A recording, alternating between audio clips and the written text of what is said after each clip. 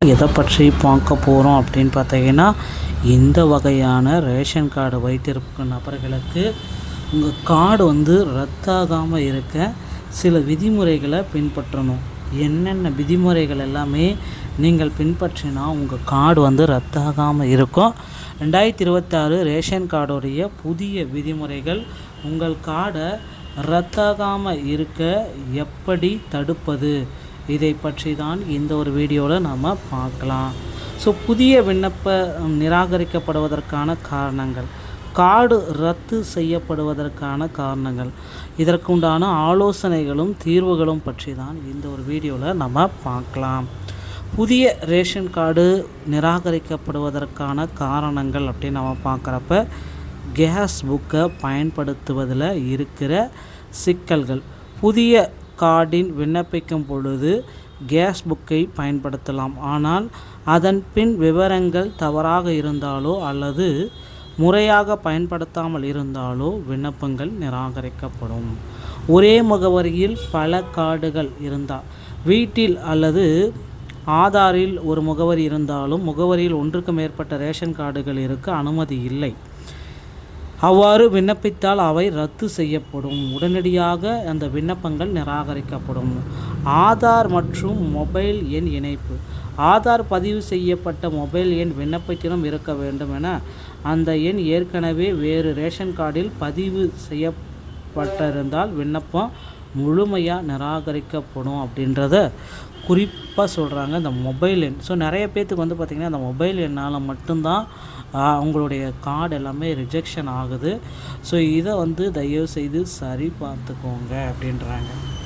Card ரத்து செய்யப்படுவதற்கான காரணங்கள், reason for sudden cancellation. குறைந்தபட்சம் 2 உறுப்பினர்கள் இருக்கணும். தற்போதைய விதிமுறையின்படி ஒரு ரேஷன் கார்டில் குறைந்தபட்சம் 2 உறுப்பினர்கள் இருக்க வேண்டும். ஒருவன் மட்டும் இருந்தால் அந்த கார்டு ரத்து செய்யப்படுவதற்கு அதிகப்படியான வாய்ப்புகள் இருக்குது. தமிழகத்தில் புதிய ரேஷன் கார்டு கோரி நிறைய பேர் விண்ணப்பிச்சிருக்காங்க பார்த்தீங்களா. அவங்களுக்கு இந்த அப்டேட். தற்பொழுது கார்டு வைத்திருப்பவர்களுக்கும் அரசு வழங்கியுள்ள எச்சரிக்கைகளை இந்த தகவல் விளக்கும். குறிப்பாக ஒரே வீட்டு முகவரியில் பல குடும்ப அட்டைகள் வைத்திருப்பது விண்ணப்ப தகுதி இழப்புக்கு வழிவகுக்கும். விண்ணப்பங்களின் பொழுது எரிவாயு இணைப்பு குறித்த விவரங்களை சரியாக கையாள வேண்டும். ரேஷன் கார்டுடன் இணைக்கப்பட்டுள்ள கைபேசி எண் வேறொரு கார்டில் இருக்கக்கூடாது என்பது அவசியம். மேலும் குடும்ப அட்டையில் குறைந்தது 2 நபர்கள் இருத்தல் ரொம்ப அவசியம். இவ்வாறு இருந்தால் ரத்து நடவடிக்கை தவிர்க்க தகுதியுள்ள உறவினர்களின் அட்டையில் இணைத்து கொள்ளுமாறு அறிவிக்கப்படுகிறது. குறைந்தபட்சம் 2 நபர்கள் குடும்ப உறுப்பினர்களாக இருக்கணும்.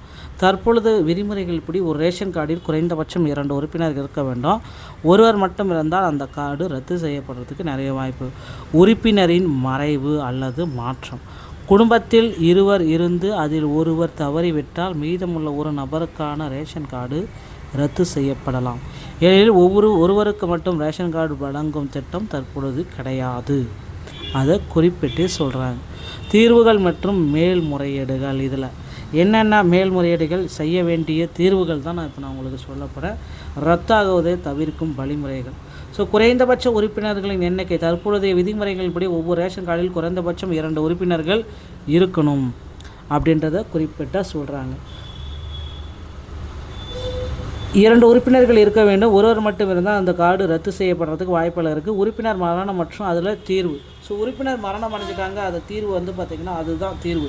சரியான உறுப்பினர்கள் இல்லை அப்படின்னா புதிய உறுப்பினர்களை சேர்த்தணும். கார்டில் ஒரு நபர் மட்டும் இருந்தால் பட்சத்தில் ரத்து செய்யப்படுவதை தடுக்க நெருங்கிய உறவினர்களை சித்தப்பா மாமா போன்ற உறவினர்களில் கார்டில் இணைத்துக் கொள்வது பொருட்களை பெறலாம்.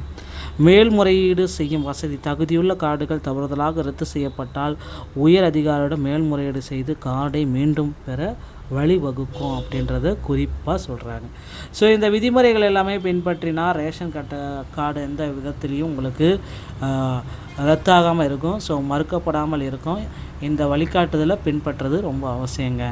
ரேஷன் கார்டை வச்சு தான் அடுத்தடுத்த ஆட்சிகளில் 5000 10,000 அமௌண்ட் எல்லாமே கொடுக்க போகிறாங்க.